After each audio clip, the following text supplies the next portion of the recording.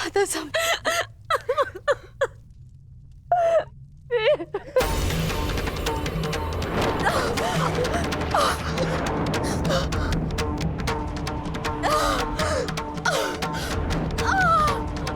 क्या हुआ पुत्री, तुम ठीक हो ना? पता नहीं, पता ऐसा लग रहा है जैसे किसी ने मेरे घर पर प्रहार कर दिया।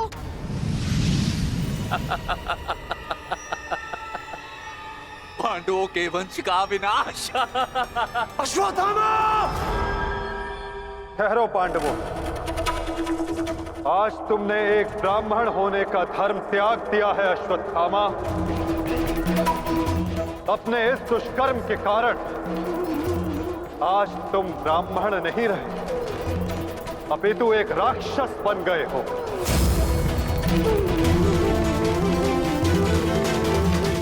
आज तुम्हें वो दंड दिया जाएगा जो एक राक्षस को दिया जाता है। तुम्हें अपने दुष्कर्मों का परिणाम भुगतना होगा अश्वत्थामा। परंतु माता, उत्तरा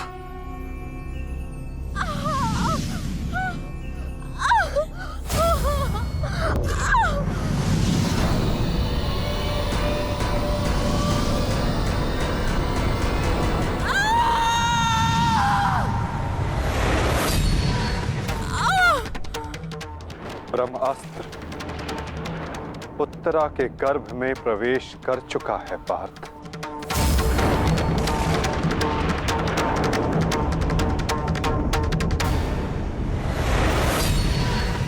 नहीं माता, ब्रह्मास्त्र का प्रहार कभी व्यर्थ नहीं जाता पार्थ।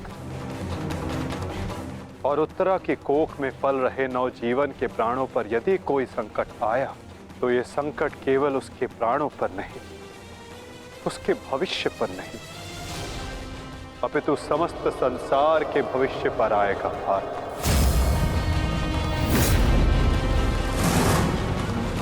ये इस युग का अंत कहलाएगा पार्थ। अपितु इस नवजीवन की सुरक्षा करना आवश्यक है। धर्म के रक्षण के लिए इस नवजीव का जीवित रहना आवश्यक है पार्थ। माता रक्षा कीजिए, मेरे संतान पे कोई संकट आ रहा है। माता रक्षा कीजिए, रक्षा कीजिए। कुछ कीजिए माता, वैसा अनर्थ मत होने दीजिए।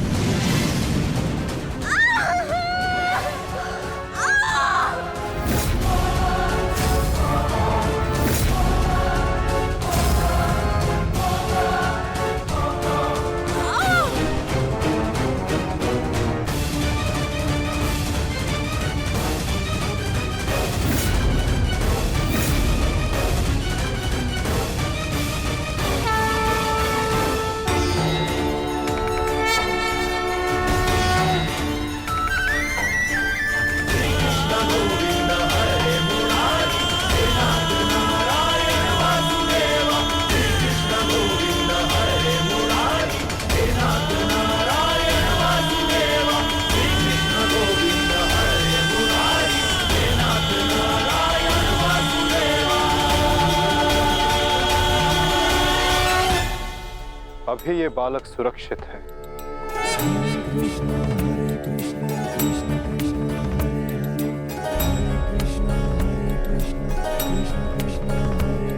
किंतु ब्रह्मास्त्र रूपी काल अभी भी इस पर घात लगाए बैठा है।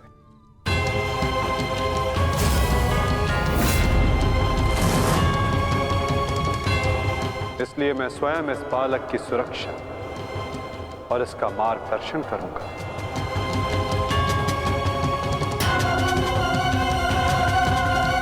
परंतु इस अद्भुत बालक की परीक्षा की घड़ी तो अब प्रारंभ हुई है।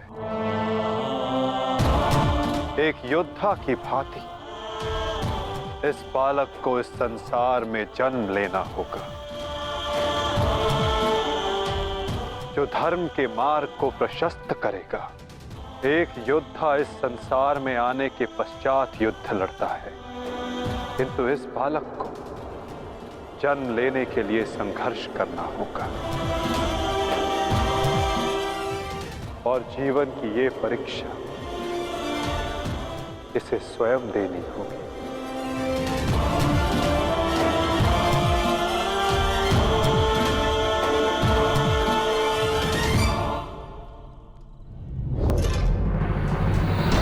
ने सीमा पार कर दिया अश्वत्थामा।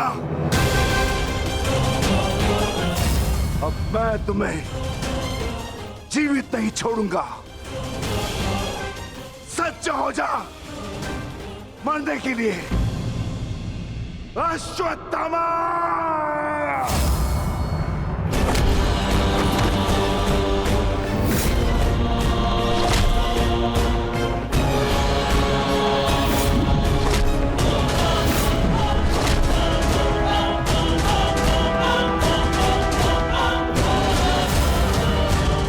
ठहरो विकोदर।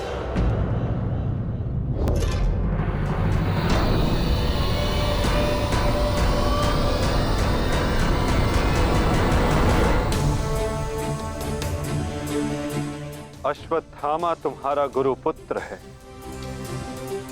और जन्म से एक ब्राह्मण भी। इसकी हत्या का पाप तुम अपने सर पर ना लो विकोदर।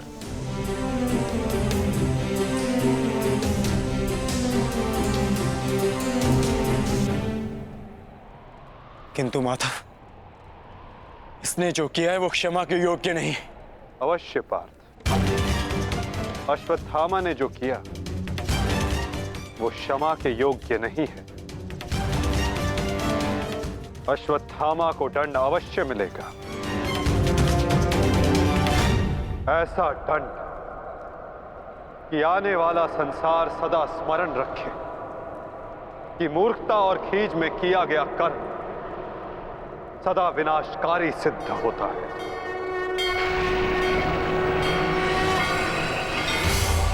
पार्थ, अश्वत्थामा के मस्तक की मणि निकाल।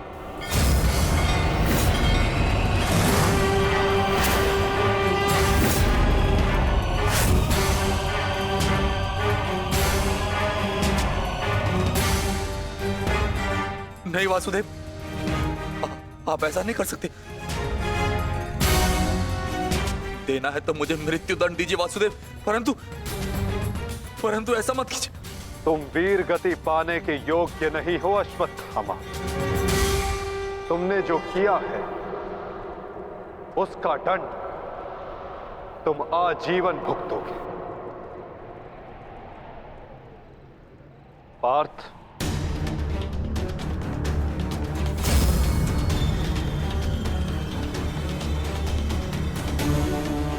रुक जाओ अर्जुन। अर्जुन, मैंने कहा मेरे पास मत आओ, रुक जाओ।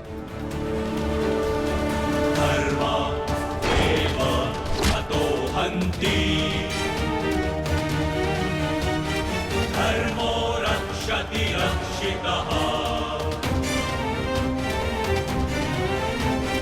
तस्मात् धर्मो न हन्त्यो मानो धर्मो हतो वधि।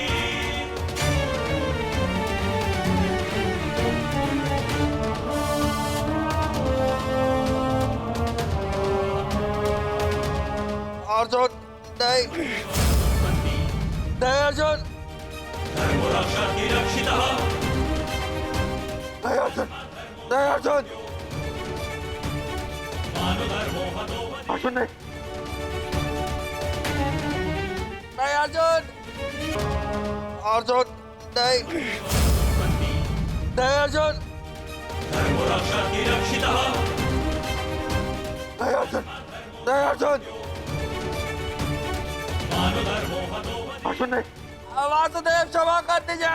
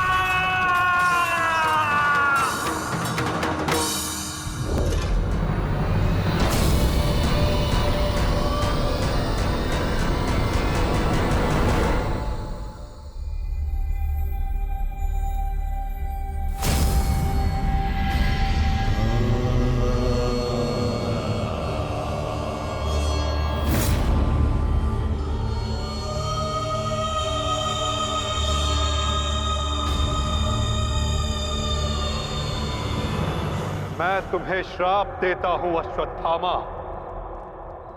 तुम्हारे ये घाव कभी नहीं भरेंगे। तुम चिरकाल तक आजीवन ऐसे सड़ते रहोगे।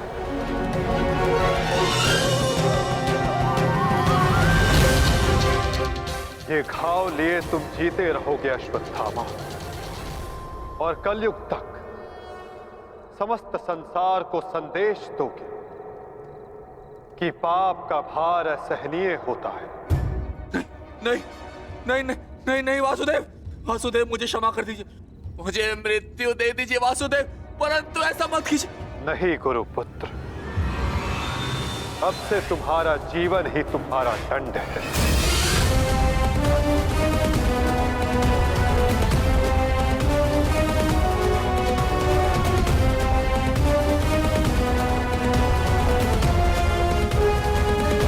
श्राप देता हूं अश्वत्थामा, तुम्हारे ये घाव कभी नहीं भरेंगे। तुम चिरकाल तक आजीवन ऐसे सड़ते रहोगे। ये घाव लिए तुम जीते रहोगे अश्वत्थामा, और कलयुग तक समस्त संसार को संदेश दोगे कि पाप का भार असहनीय होता है। नहीं नहीं नहीं नहीं नहीं वासुदेव, मुझे मृत्यु दे दीजिए वासुदेव, परंतु ऐसा मत कीजिए। नहीं गुरुपुत्र, अब से तुम्हारा जीवन ही तुम्हारा दंड है। ये क्या हो गया विदुर, ये क्या हो गया? एक भूल के कारण मेरा समस्त वंश समाप्त हो गया विदुर, समाप्त हो गया। यदि उस सभा में मैंने अपने पुत्र को रोका होता तो आज मेरे सभी 100 पुत्र जीवित होते।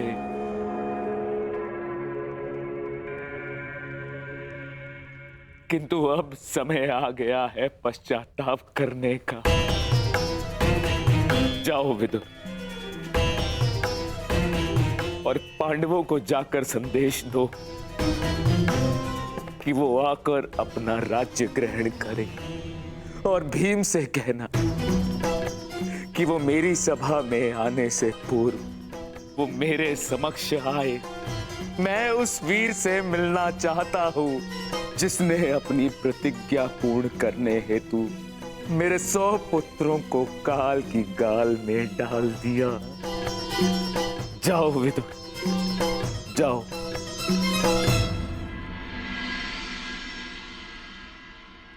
महाराज धृतराष्ट्र की आज्ञा का पालन अवश्य होगा महात्मा विदुर। कल पांडव उनके समक्ष अवश्य प्रस्तुत होंगे।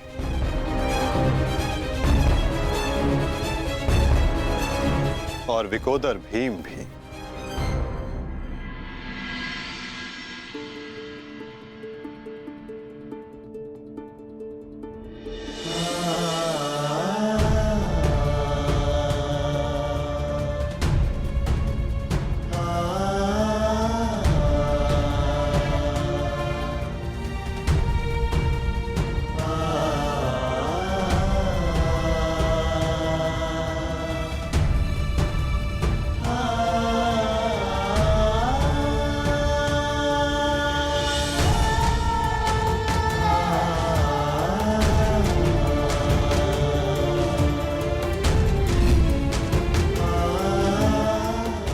कल्याण हो पुत्र।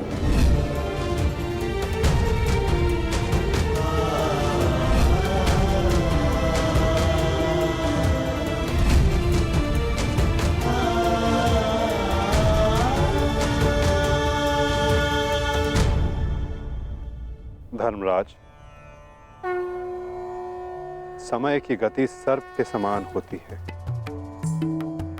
वो स्वयं चला जाता है परंतु अपने चिन्ह छोड़ जाता है। ज्ञानी पुरुष बीती से सीख लेकर आगे बढ़ जाते हैं। भूतकाल का स्मरण करके वो अपने वर्तमान और भविष्य को समाप्त नहीं करते। अब समय आ गया है अपना अधिकार लेने और प्रजा को उसका अधिकार दिलाने का। धर्मराज, तुम धर्म युद्ध जीत चुके हो, अब धर्म की स्थापना करो। धर्मराज, आगे बढ़ो।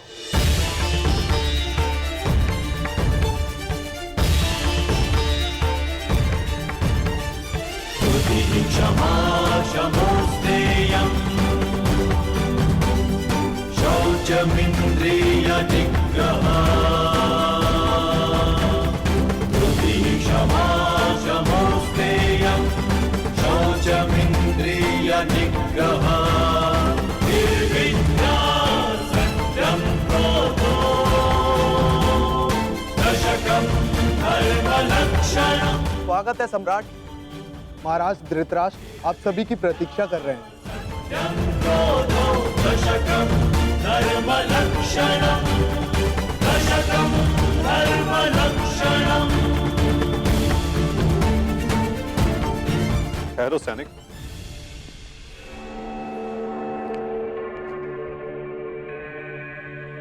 मुझे युवराज दुर्योधन का कक्ष देखना है। आइए वासुदेव।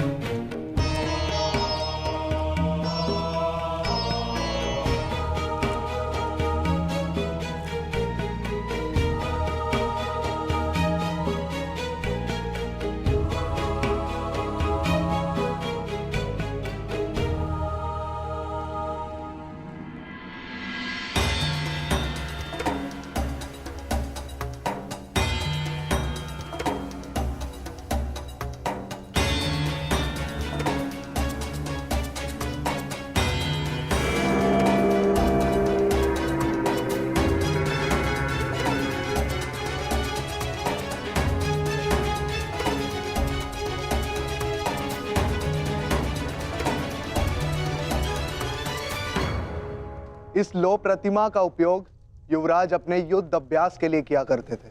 किंतु ना अब दुर्योधन शेष है, ना युद्ध। अब इस प्रतिमा का स्थान बदलने का समय आ गया है।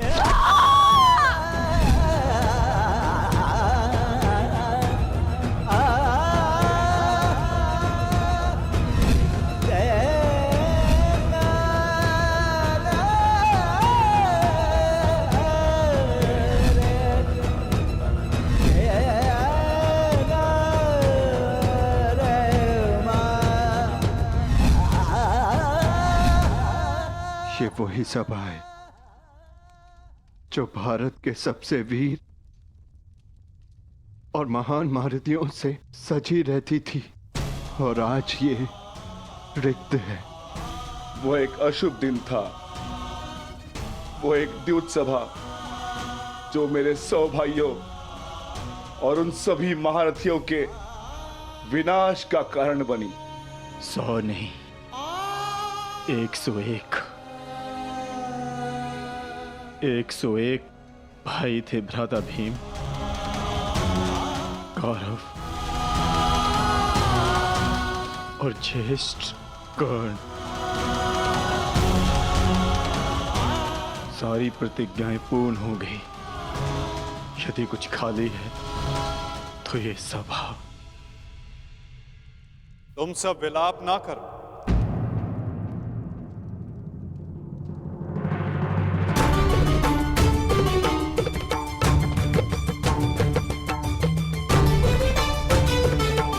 तुम सब ने धर्म के लिए युद्ध लड़ा, ऐसा कुछ नहीं किया जिसके कारण तुम्हें पश्चाताप अनुभव हो। ठीक कहा वासुदेव।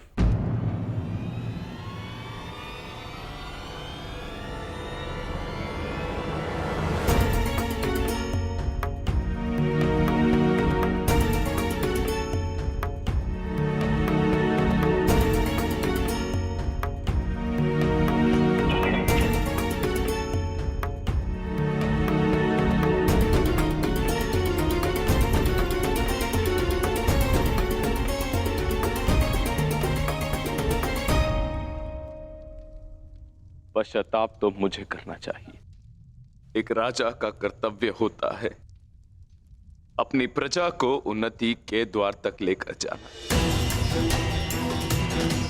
और एक पिता का कर्तव्य होता है अपनी संतान को धर्म के मार्ग पर ले जाना। परंतु मैं दोनों में से एक भी कर्तव्य का निर्वाह उचित रूप से ना कर सका।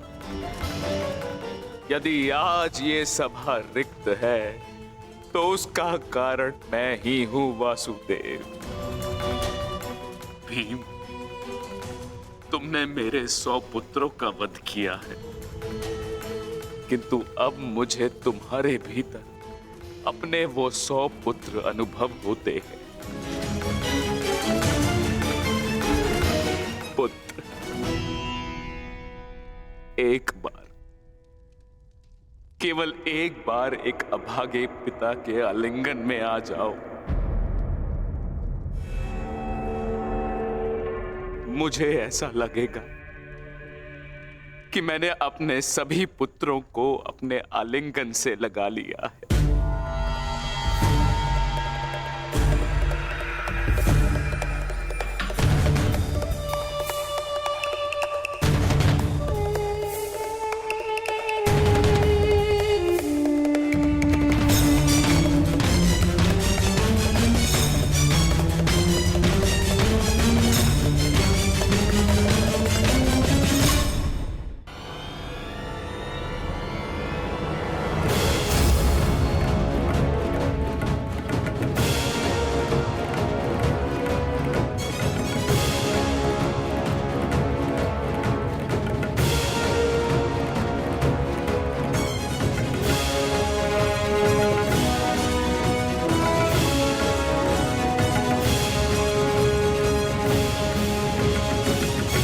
तुम्हारे अंदर 100 हाथियों का बल है ना भीम, और मेरी भुजाओं में भी मेरे 100 पुत्रों का वध करते हुए तुम्हें तनिक भी पीड़ा नहीं हुई भीम? तनिक भी हृदय नहीं कांपा तुम्हारा अपने भ्राताओं का वध करते हुए?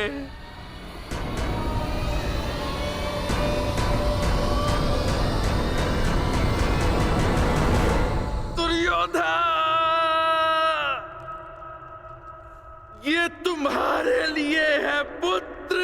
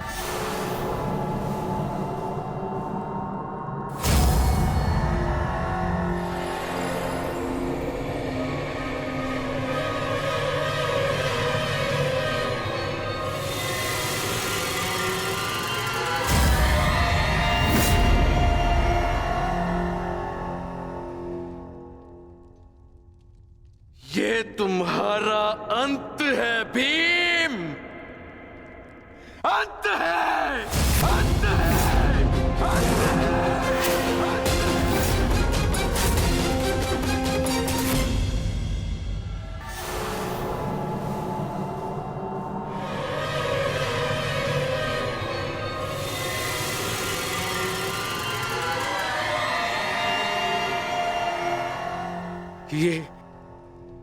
ये मैंने क्या कर दिया? मैं भी पुत्र हंता हो गया। ये मैंने क्या कर दिया देव? भ्राता पांडु, मुझे क्षमा कर देना भ्राता पांडु।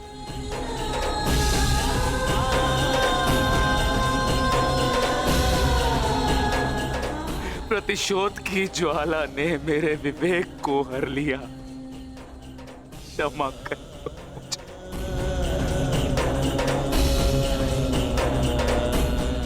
पुत्र भीम,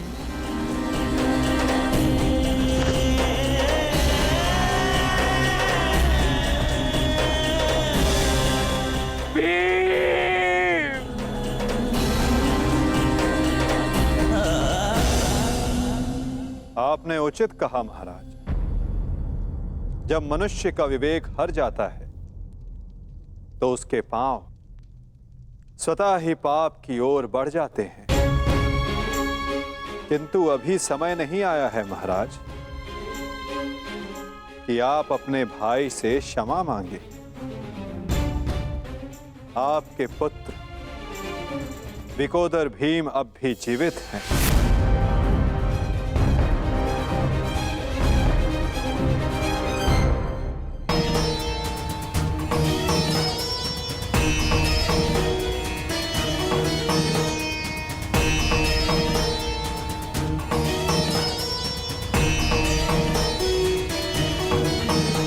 एक विवेकहीन निर्णय ने द्यूत रचा, दूसरे विवेकहीन हठ ने पांचाली का चीर हरण किया।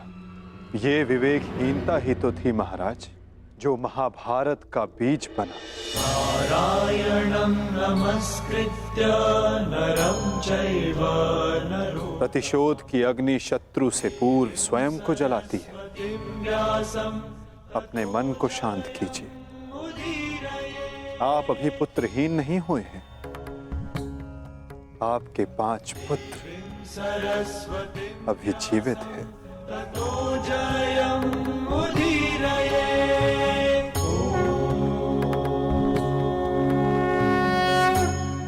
अपने मन की अग्नि को शांत कीजिए। किंतु मेरे मन की अग्नि शांत नहीं होगी वासुदेव।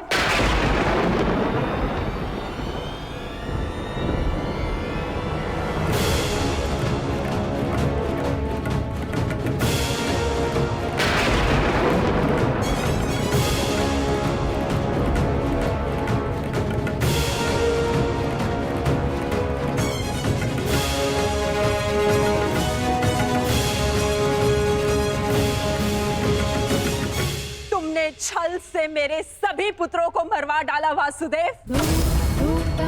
मैंने प्रयास किया कि मेरा एक पुत्र शेष रह जाए, परंतु उस प्रयास को भी तुम्हारे छल ने भंग कर दिया।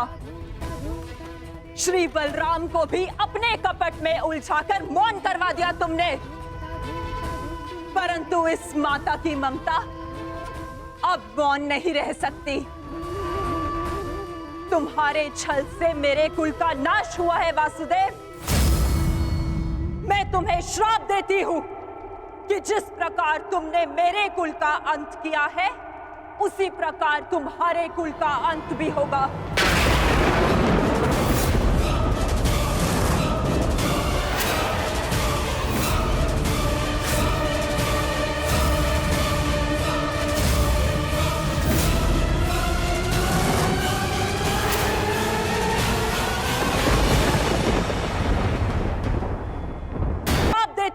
कि जिस प्रकार तुमने मेरे कुल का अंत किया है, उसी प्रकार तुम्हारे कुल का अंत भी होगा।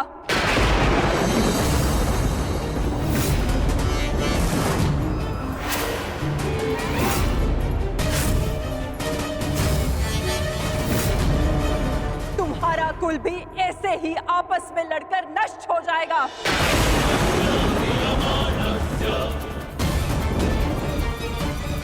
मैं भाग्यशाली हूँ कि मेरे नेत्रों पर पट्टी बंधी है और मैं ये सब नहीं देख पाई, परंतु तुम ये महाविनाश अवश्य देखोगे। तुम स्वयं अपने कुल के महाविनाश का प्रारंभ करोगे वासुदेव।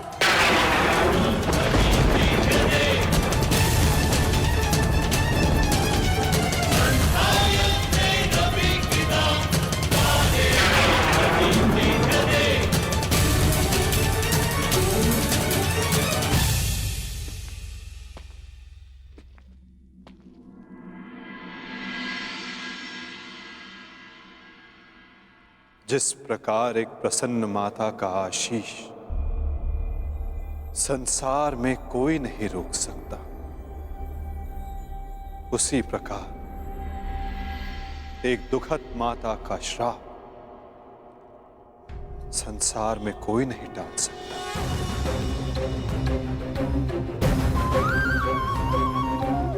मुझे आपका श्राप स्वीकार है माते।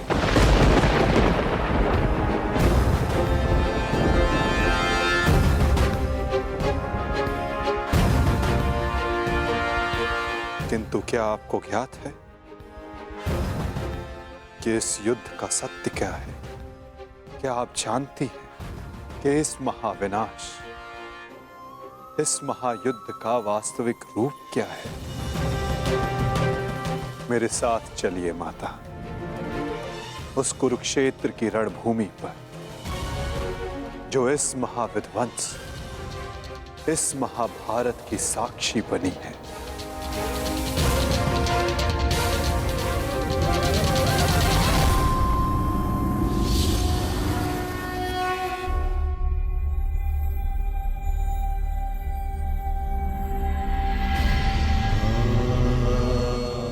ये दुर्गंध कैसी वासुदेव?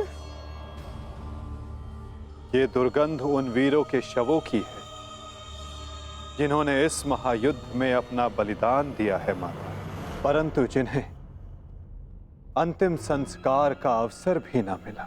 ये दुर्गंध यहाँ हुए भीषण संहार के एक एक क्षण का अनुभव करा रही है मुझे।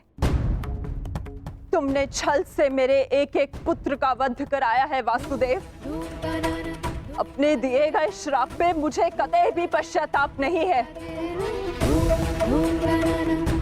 इस युद्ध से किसी को कुछ प्राप्त नहीं हुआ।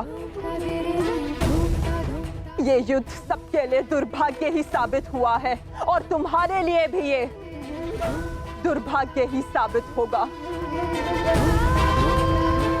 और आज मेरे श्राप के रूप में तुम भी उस युद्ध से दुर्भाग्य ही लेकर जाओगे।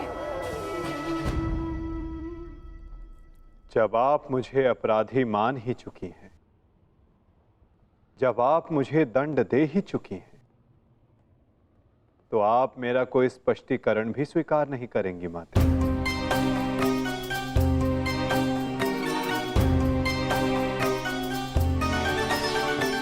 परंतु सत्य का भान आपके लिए आवश्यक है माता। जिनकी दृष्टि से इस महायुद्ध का कोई भी क्षण, कोई भी छल अनदेखा नहीं गया है माते, अब वीर बारबरी आपको सत्य का भान करवाएंगे।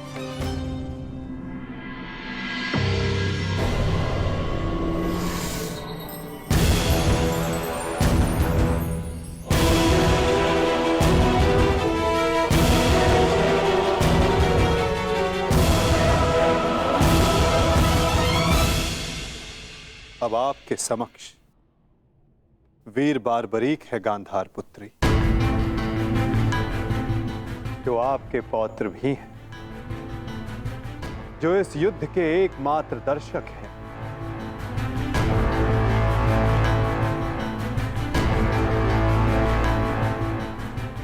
वो बारबरी जिन्होंने अपना शीश दान किया और अमर हो गए।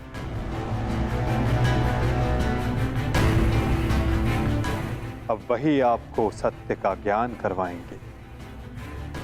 वीर बार्बरीक की दृष्टि से इस महाभारत का कोई भी बल और छल अनदेखा नहीं रहा है माता।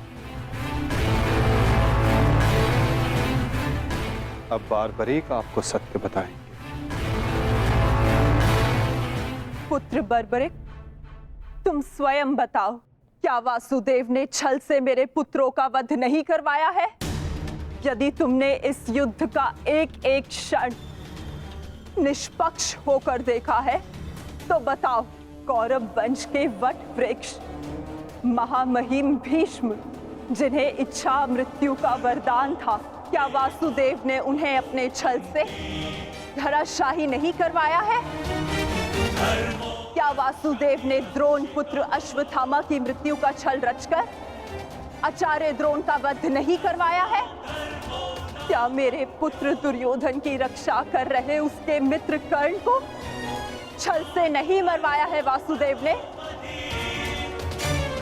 पुत्र दुर्योधन पर युद्ध के नियमों के विरुद्ध जाकर प्रहार किया गया, क्या वो वासुदेव का छल नहीं था?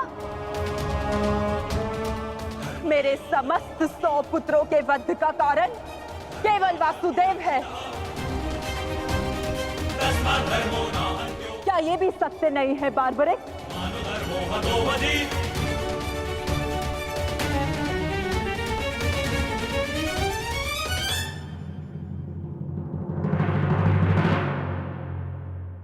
मैं आपसे सहमत हूं माते। ये सब स्वयं वासुदेव ने करवाया।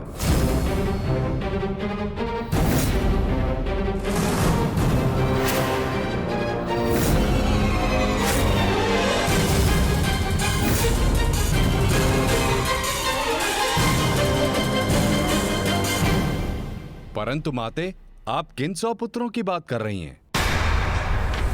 कौन भीष्म, कौन कर्ण, कौन द्रोण और कौन अभिमन्यु?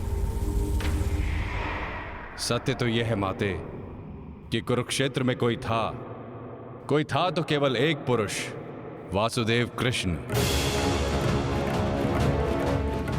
ना कोई भीष्म, ना कोई द्रोण और ना ही अंगराज कर्ण। जिस पर प्रहार हुए वो वासुदेव ही थे, और जिसने प्रहार किए वो भी वासुदेव ही थे। उनके अतिरिक्त कुरुक्षेत्र में कोई और उपस्थित नहीं था माते। ये तुम क्या कह रहे हो बर्बरिक? इसका क्या अर्थ है? इसका अर्थ शब्दों से नहीं, दृश्यों से समझ आएगा राजमाता।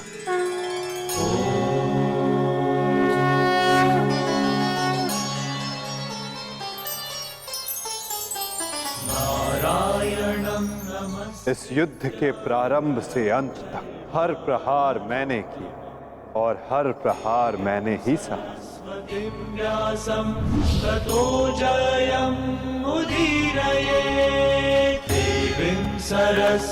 धर्म स्थापना के लिए धनुष, गदा, खड्ग, ये सब मैंने ही उठाए और इन सारे अस्त्रों का हर एक प्रहार मैंने ही सहा।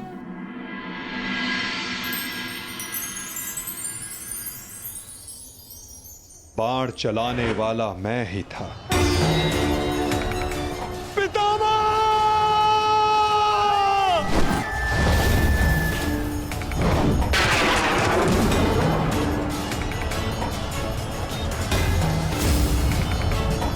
और उस बाण को अपने शरीर पर लेने वाला भी मैं ही था।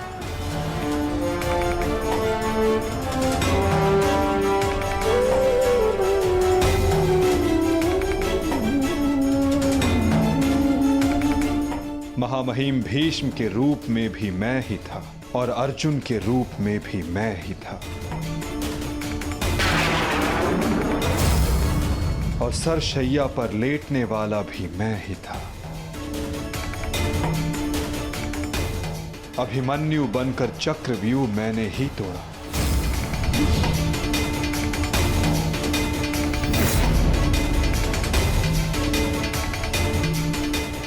वापस आओ अभिमन्यु, लौट आओ, व्यूह में प्रवेश मत करो। विश्वास कीजिए दात्री, मैं इस चक्रव्यूह को तोड़ सकता हूं और यदि मेरा सर कट भी जाए तब भी आपका सर गर्व से उठा रहेगा।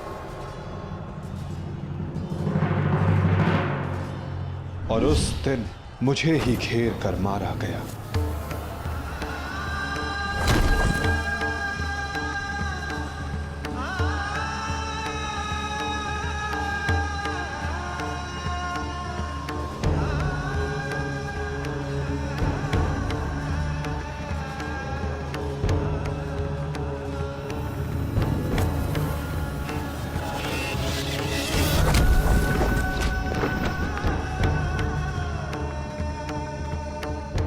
वो मैं ही था जिसने द्रोणाचार्य से कहा कि अश्वत्थामा मारा गया। आपने बिल्कुल सही सुना आचार्य द्रोण।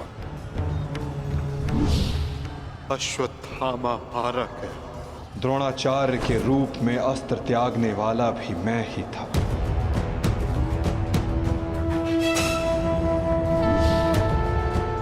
परंतु वो एक मनुष्य नहीं, एक हाथी था।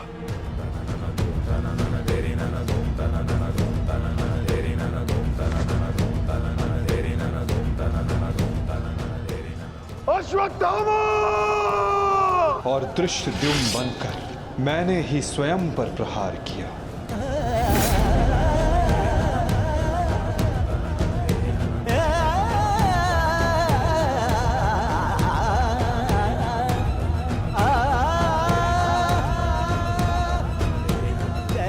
और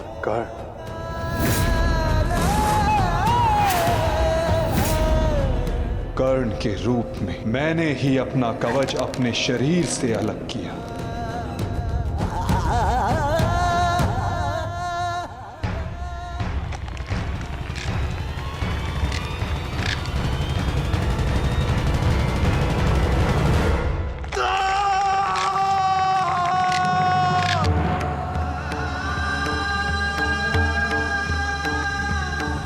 के मध्य में मेरे ही रथ का चक्र धंसा और मेरे ही आदेश पर मैंने ही स्वयं पर अंजलि का अस्त्र चलाया। अंगराज को मुक्त करो पार्थ, अंजलि का अस्त्र का प्रयोग करो।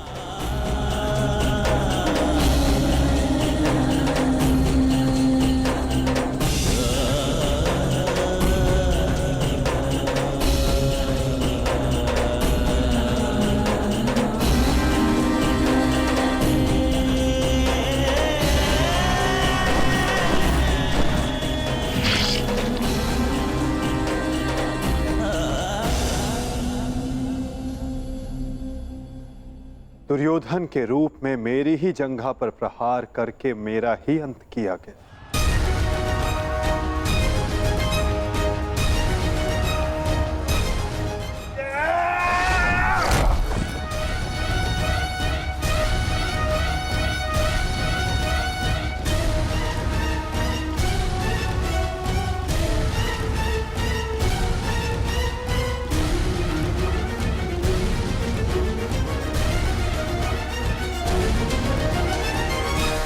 द्रुपद हो या धृष्टद्युम्न, विकोदर भीम हो या अर्जुन, सब में मैं ही था। मैं ही विजयी हुआ और मैं ही पराजित हुआ।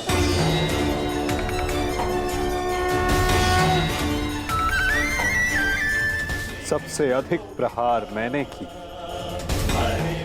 सबसे अधिक घाव मैंने ही खाया।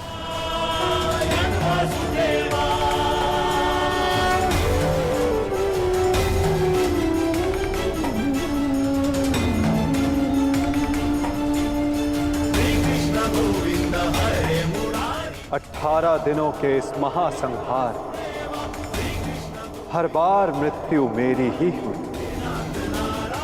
गिरता था जो घायल होकर रणभूमि में वो मैं ही था।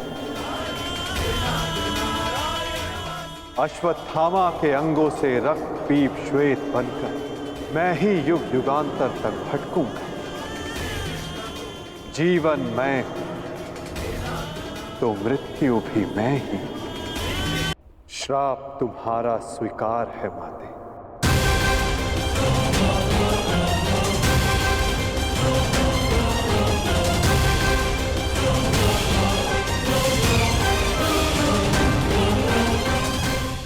जब सब आपने किया तो ये माया क्यों मेरे वासुदेव?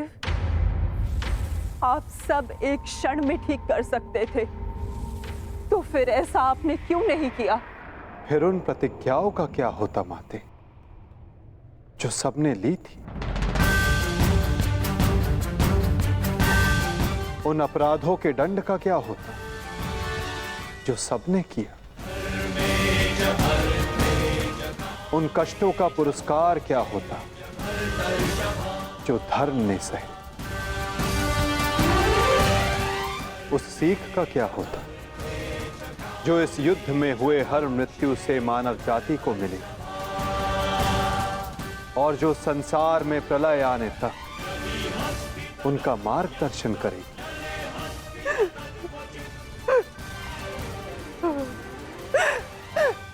मुझे क्षमा कर दीजिए वासुदेव। मेरा श्राप वापस नहीं लिया जा सकता,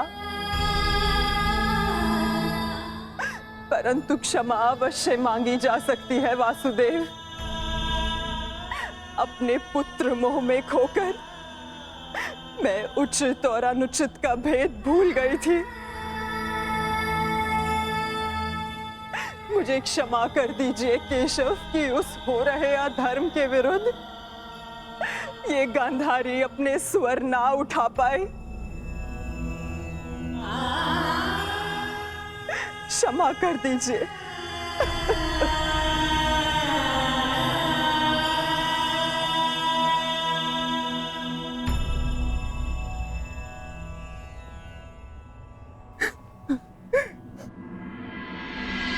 नहीं माते, किसी का अंत किसी के श्राप से नहीं होता। यदि किसी का अंत होता है तो स्वयं के पापों से। यदि यदुवंश का अंत होगा तो आपके श्राप से नहीं माते, अपितु स्वयं के पाप कर्मों से।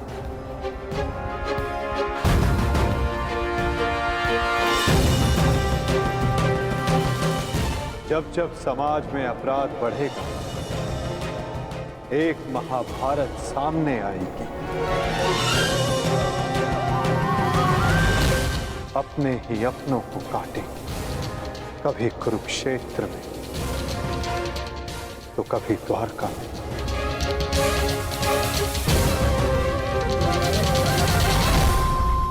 माते,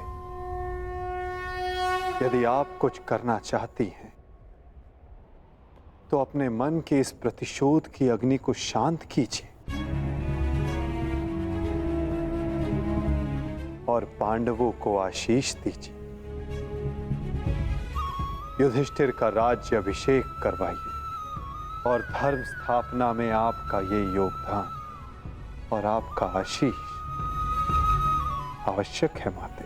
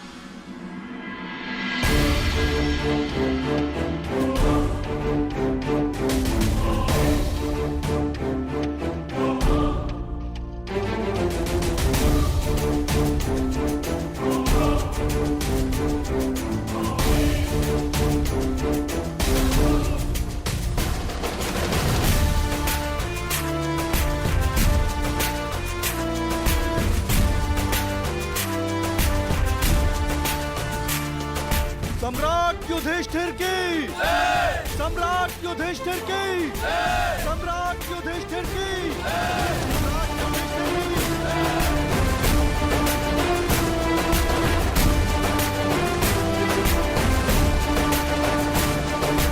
धर्मराज, केवल एक ही वीर था जो परिवर्तन के लिए अंतिम श्वास तक लड़ा। महारथी सूर्य पुत्र कर्ण।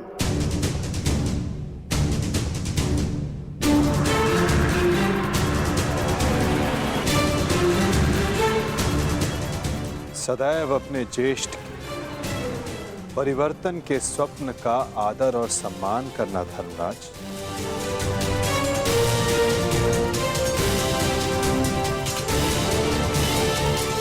सम्राट पद पर स्थापना के पश्चात मैं पहली घोषणा करता हूं, हस्तिनापुर में अब जन्म निर्धारित व्यवस्था का अंत किया जाता है। वर्ण व्यवस्था रहेगी, परंतु वो कर्म के आधार पर आधारित होगी।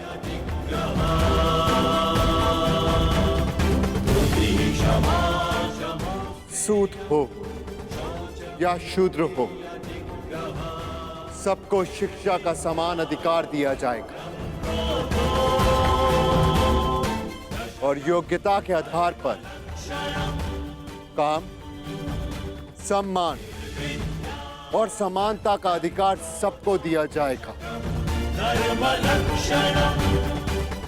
यही धर्म स्थापना की नींव है और यही परिवर्तन का प्रारंभ। सम्राट युधिष्ठिर की, सम्राट युधिष्ठिर की, सम्राट युधिष्ठिर की, सम्राट युधिष्ठिर की। मुझे विश्वास है कि मेरे पश्चात परिवर्तन का अध्याय प्रारंभ होगा।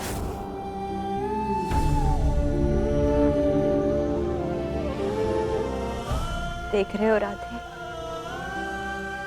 तुम्हारे मन चाहे परिवर्तन का प्रारंभ हो चुका है। महाभारत के इस महायुद्ध में 18 अश्वनी सेना और बहुत से महारथियों ने अपने प्राणों का त्याग किया है। मैं उन वीरों के परिवारों को नमन करता हूं।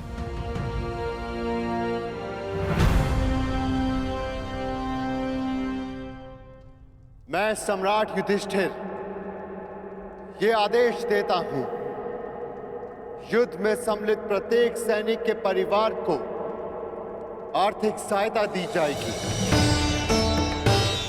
उनके बालकों को शिक्षा, उनके आश्रितों के लिए भरण पोषण की व्यवस्था अब सम्राट का उत्तरदायित्व है। सम्राट युधिष्ठिर की, सम्राट युधिष्ठिर की, सम्राट युधिष्ठिर की, सम्राट युधिष्ठिर की। और भ्राता कर्ण, मुझे विश्वास है कि मैं संसार में सदा राधे कर्ण के नाम से ही जाना चाहूंगा। राधे कर्ण के द्वारा सुझाए गए प्रतिरूप के